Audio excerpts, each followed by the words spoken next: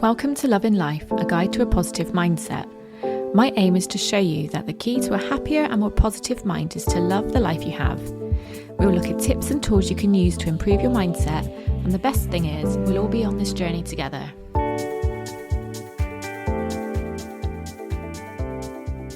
Hello everybody, thanks for joining me again on Love in Life. I hope you're doing well and you've had a good week, a very positive week. I hope after last week's episode you have managed to find the courage to overcome some fears and take the plunge and do the thing that you've been wanting to do, or at least make a few early steps. I've had a few messages to thank me for encouraging you to do this, because it's good to know that someone's always got your back and someone always knows what you're going through. Today's shout out goes to those of you that listen from Sydney, Australia.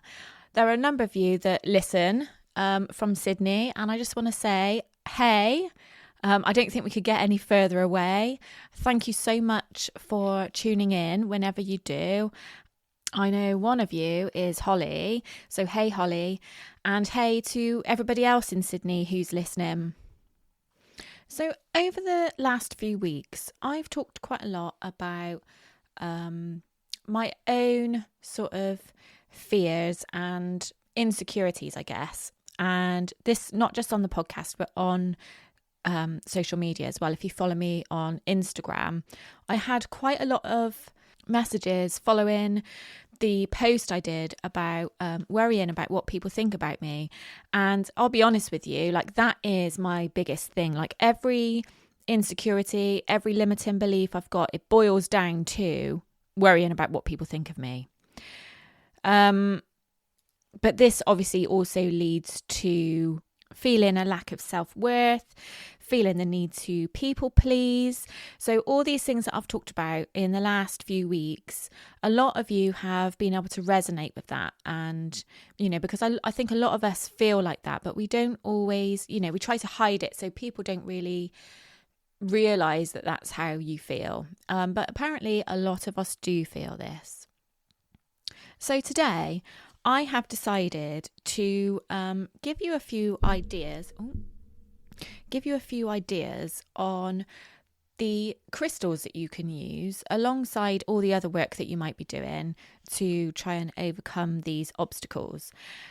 Because I do find that you don't have to be like a witch or a hippie or, you know, whatever other labels have been used to describe people who are interested in crystals. Like, you can just believe that they help you out, that they're there in the background and that they help you out. So anyway, I've decided to pick a few of my favourite crystals that help me in this area, and some that I don't actually use as well. So I'll tell you which ones those are.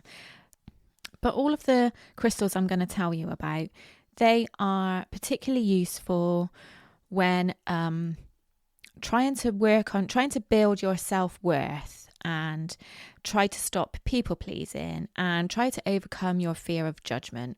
All the things that clearly a lot of us suffer with. So I'm going to start off with a crystal that you've probably all heard of, whether you are into crystals or not, and it's one of the most popular, and there's a reason for this. And the one I'm going to start off with is rose quartz. It's the ultimate self-love crystal. It's linked to the heart chakra, and it promotes all forms of love. So whether that's self-love, romantic love, or platonic love, or even friendship. Its core meaning is love and compassion. It's particularly useful for restoring trust and harmony in relationships because it vibrates at the frequency of love. Now, if you remember my episode where I've talked about it on a few episodes actually, where I talk about frequencies, how everything is energy, everything has a frequency, everything vibrates at a different frequency. And this is obviously the same for crystals as well. They all hold unique energies that vibrate at different frequencies, and rose quartz happens to vibrate at the same frequency as love. So it emits a mostly feminine energy that promotes harmony and kindness. So it's a very sort of calming, friendly, loving vibe. And it's also a mothering crystal. So it recenters like warm and caring properties. So if you feel that you need to sort of re-engage more with your feminine side, the mothering, whether you're a mother or not, we still have that nurturing. That is part of our feminine energy, is the nurturing side to us, where we want to care for others and be kind to others, look after others.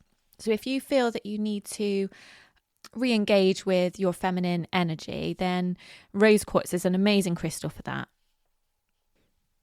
As a heart stone, so like I said, linked to the heart chakra, it can be used to heal emotional wounds, and by healing emotional wounds, this leaves space for a new relationship. So if you're trying to manifest love or even improve the relationship that you've got, then rose quartz is good for healing those old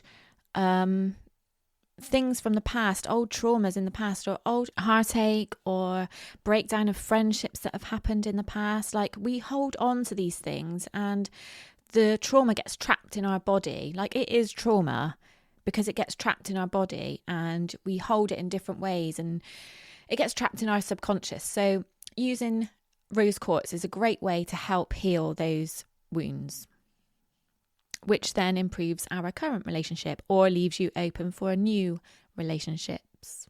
Rose quartz is one of the oldest crystals that has been used, and it's believed that it's actually been used as early as 600 BC. So, even in ancient times, like, people could see the value and the energy that these crystals emit and the difference that it makes to their lives. Now, apparently, to receive the energy of rose quartz, you should hold it in the opposite of your dominant hand. So I'm right-handed, so I would need to hold it in my left hand. And I actually tried this in bed last night when we went to bed, and I was just holding my rose quartz. Craig looked over at me at one point. He was like, "What the fuck are you doing?" But I had it on my head. Have you ever held a crystal and noticed, like, going back to vibration, have you ever noticed how it makes that particular part of your body feel? So I actually put it on my head at one point. I don't know why, but I decided to put it on my head, and I could really feel, like, it felt like I had like, how can I explain it? Like, gentle, nurturing hands, like just putting a really gentle pressure on my head, but like a pulsing pressure. Does that make sense? Like when you go and have a head massage or something. It felt like that. It was lovely. And I could also feel when I was holding, I've got quite a big rose quartz, and it's like a rough one, not a smooth edge. You can get smooth edge or rough edge. I like to think that with the rough edge ones, the energy can get out more. I don't know whether that's true or not, but that's what I think. But so I was holding my rose quartz in my hand, and I could sort of feel vibration sort of moving up towards like my wrist and that. So yeah, it's really cool when you can feel the vibration. Like, it might take you a little bit of time to be open to accepting that kind of vibration. But when you try it enough, you might be able to notice it. Obviously, as I said, it is a loving, calming, nurturing crystal. So these properties can also help ease anxiety and stress, which then promotes calm and harmony. If you have a tendency to be codependent or a little bit jealous or have little trust in yourself or others, like, obviously if you do, that's probably because of some past trauma that you haven't let go of. But if you do have a tendency to show some of those qualities or feel some of those qualities, then rose quartz has got the ability to put you back in alignment with your heart. So you feel more connected to yourself and you feel comforted, and that's because of its calming properties. So if you need to use it for helping you to control these emotions, then you can sleep with some under your pillow. And also if you need to love yourself more, like if self-love is low on your list of priorities, self-care and self-love, then sleeping with some under your pillow, it just helps improve sleep quality, and some say it can help you have pleasant dreams. I don't really remember many of my dreams, so I can't really say whether that's true or not. But, due to its calming and nurturing properties, you'd like to think that it would promote more pleasant dreams. It's the gem of the 5th wedding anniversary. So if you are married and it's coming up to 5 years, then drop a few hints. You might get a rose quartz ring or something. Actually, worn as jewellery, it's best when it's close to the heart. So a necklace like with a rose quartz pendant is really effective. Physically, it's known to strengthen the heart and circulatory system. So it therefore releases impurities from your body. So a few ways that we can use rose quartz. Like I said, on my list of things to tell you is to wear it as jewellery, preferably close to the heart. I've just told you that. Placed in the southwest area of your bedroom, if you are sort of vaguely interested in feng shui at all, that's a relationship area of a room, of a house. There's the southwest area. So placed in the southwest area of your bedroom, it can strengthen romantic relationships. So I read as well, like having two little or two rose quartz crystals or stones in the southwest area of your bedroom, it like the two energies combined together, and obviously that represents two people in a relationship. As I said, you can sleep with some next to your bed or under your pillow. If it's self-love and self-care you need. The one that I've got, I sleep with it. It's a bit big to sleep with under my pillow. Because I had to replace the one I had under my pillow because I left it somewhere. I can't remember where I left it now, but one of the hotels that we stayed in recently when we went away. Oh, that was it. It was when I went to Disneyland. I always take like certain crystals with me, like particularly my rose quartz, because for about 6 months I was sleeping with it under my pillow and I blooming left it behind, didn't I? So I hope that it went to a good person who obviously needed it. But I have bought myself a new one, and it's my nice big jagged one, which I sleep next to my bed. Finally, you can use it during meditation.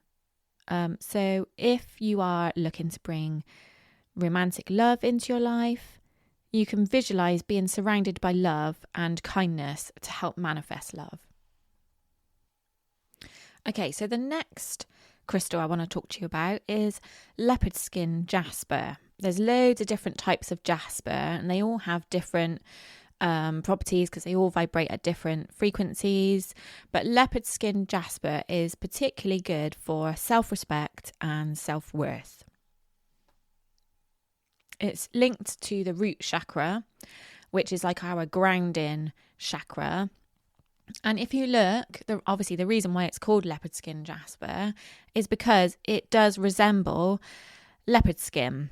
Like it's absolutely beautiful. And if you look, each one is completely different. No one is the same. They're all completely beautiful in their own right. And this is the same with leopards, like actual leopards. They all feel comfortable in their own skin, even though they've all got different skin. And this is represented in the properties of Leopardskin Jasper as well. So it encourages us to see the beauty of our own uniqueness. Like, if you think about it, anything about ourselves that is unique or different, we compare ourselves to others. We get paranoid that we're not beautiful, that we're different. And that's because we've been conditioned by society to see our flaws and to see our differences as flaws. And then that leads to us feeling unworthy. Leopardskin Jasper is all about acceptance. So accepting our own beauty from within and everything we have to offer. Like, we're all different. We've all got different strengths. And just like no two leopard skin are the same, no two human beings are the same. We're all unique in our own way. And using Leopardskin Jasper helps us to accept our imperfections, and it helps us to find the things that we appreciate about ourselves. Like, some of us might have to look hard to find what we appreciate about ourselves, but using Leopardskin Jasper can support you doing this. So Leopardskin Jasper is a balancing crystal, and this means that it has the ability to absorb negative energy. So it gives off positive energy, but it can also absorb negative energy. It's helpful for making decisions which are particularly life-changing, and also during times of personal growth. You can use it to absorb its powerful energy, like just to give you a little bit more confidence in the decisions you're making. Due to its balancing effects, so it's yin and yang, it helps a person see that with light comes dark and vice versa. So do you remember when we talked about in the universal laws, we talked about the law of polarity, like you can't have light without dark. It helps you feel more comfortable with the fact that without good, you can't have bad, and vice versa. So it can help take a negative experience and see where it is beneficial to you. It helps you turn a negative into a positive. For this reason, it's particularly good for healing old traumas. It helps you go back and see that actually, even though something bad happened, something good came out of it. So if that didn't happen, then that wouldn't have happened, or what you learnt from a particular situation. It increases your ability to be able to go back and see where what positives have come out of a negative situation, you know. Interestingly, it can help people working with animals, and it can also help if your pet has been feeling ill. You can put it under their bed or their pillow, like with Hugo, with his ear, for example, where he's been resting his ear, or where he would rest his ear on his pillow. The leopard print Jasper can be put under his bed, or that little bit of pillow that he lies on, where he can rest on it and absorb the healing properties from it. But the one thing to remember with Leopardskin Jasper is that patience is key. So obviously, you know, things don't change overnight.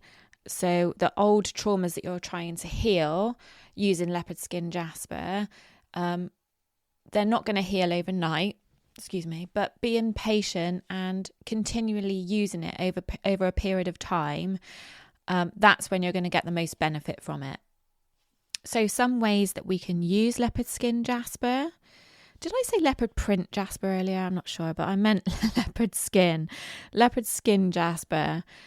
So due to its nurturing and self-healing properties, you could sleep with some under your pillow. So obviously this is good for helping release trauma and healing those traumas. It's also good if you suffer from any chronic conditions as well. So sleep with some under your pillow over a prolonged period of time, and you might see the benefit of it. Holding a piece of leopard skin whilst looking in the mirror can be particularly powerful. Like I said earlier on, it's called Leopardskin Jasper because of how it resembles leopard skin, and this is sort of represented in its properties. So instead of seeing all your flaws that you have, or should I say the flaws that you've been conditioned to see and criticize, when you're looking in the mirror, notice 3 things you appreciate. And doing this with Leopardskin Jasper will help heal those fears that have come from criticizing and comparing. So the lack of feeling worthy. And then finally, when you're going through times of personal growth, you can touch it throughout the day to absorb its positivity. So next up is Sunstone. And I'll be honest, I haven't got any Sunstone, but doing my research, it is definitely something I'm going to get. It's linked to the sacral and solar plexus. It comes in lots of different colours. So the orange and gold is linked to sacral and solar plexus. And then the red and brown shades are linked to the root chakra. So this is a joyful stone, and that's because it's said to carry the energy of the sun. It's generally uplifting, and it restores the enjoyment of life and provides a sense of abundance. It encourages the person who's using it to express good nature, and it brings openness to bringing gifts onto people and bringing blessings onto others, and just generally wanting the best for others. So it's a really kind giving stone. Due to its upbeat vibration, it can be useful if you require a lot of energy throughout the day. Oh, hello, Hugo. Hugo's just come to sit with me. So yeah, if you are on the go all day, or if you go to the gym lots and you need that extra boost of energy, it's quite good to carry on your person and you'll absorb the energy from it. It's quite a good crystal for bringing opportunities of leadership, and it opens up opportunities for collaboration, apparently. So this is good for people who run a business or are looking for that promotion. This is quite a good crystal to have around you in your workplace. Being an uplifting, positive stone, it melts away negative energy, leaving you with optimism, and this promotes self-worth. Now, the reason why I wanted to include this stone in my list today is because it's particularly good for people pleasers. So hands up if you're a people pleaser. My hand went up then, by the way. You know this about me. I've talked about it before. So it helps you stick to boundaries. It helps you, it gives you the confidence to speak your truth and the confidence to say no when you really want to. So all those times when you feel like you have to say yes, when you feel like you have to agree to something, where you feel like you're going to let people down if you don't do something, this helps give you the confidence to say, no, I'm going to put myself first. And it discourages codependency. It's useful for times when you want to part from others, but you want to do it from a place of love. So let's say, for example, you're feeling like you're coming to the end of a relationship, whether that's a love relationship or a friendship.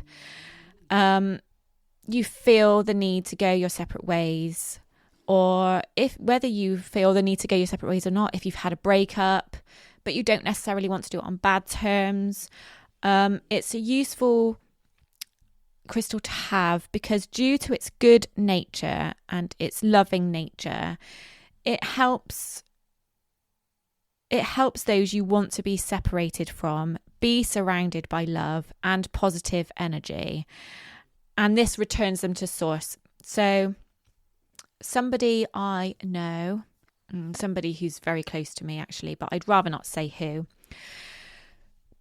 but this person is trying to get away from somebody, and this other person, well, they're having none of it, to put it politely. But this person I'm thinking of doesn't have it in them to want to upset people. And so this would be a particularly good stone for them to have on them, because it helps you say goodbye without the need to wish bad on them. It helps you say goodbye knowing that their energy, the positive energy that goes out to them, will return them to source, and then they can make their own way.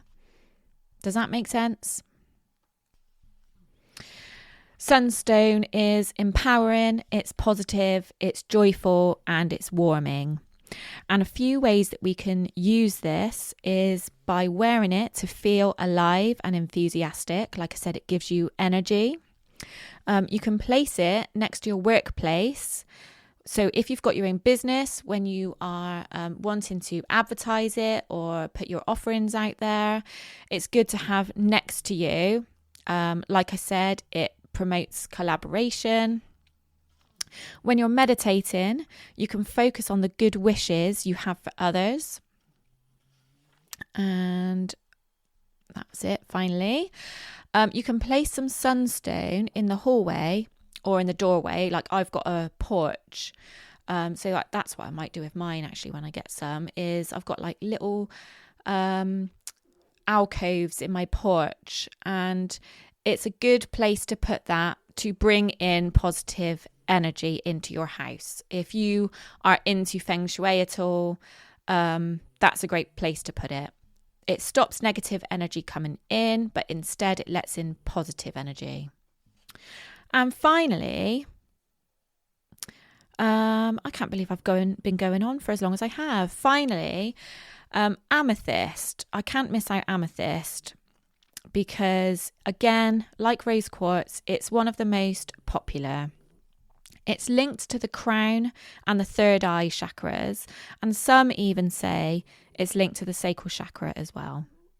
By the way, if you don't remember much about the different chakras and what each of them mean, what each of them represent, then you can go back and listen to my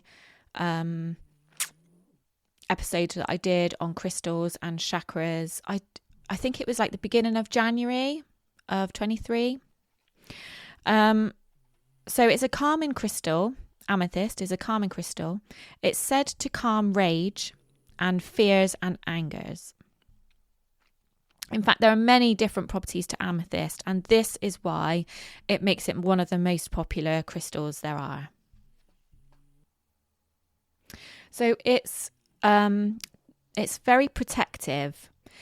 It's believed to have the ability to protect the bearer against negative energies. It can control evil thoughts, and in ancient times, it was worn by soldiers at war due to its protective nature. It also helps control addictions, and in particular, it helps sobriety, and this is because it produces such a calming effect. Amethyst is a very spiritual crystal, hence it's linked to the crown and the third eye, but it has the ability to embrace your intuition, and it can also help enhance your psychic abilities, which we all have. We just don't know how to unlock them. Amethyst is amazing for helping you stimulate new ideas. It's great for creativity. It's great for increasing your intellectual powers, which then increases your self-belief.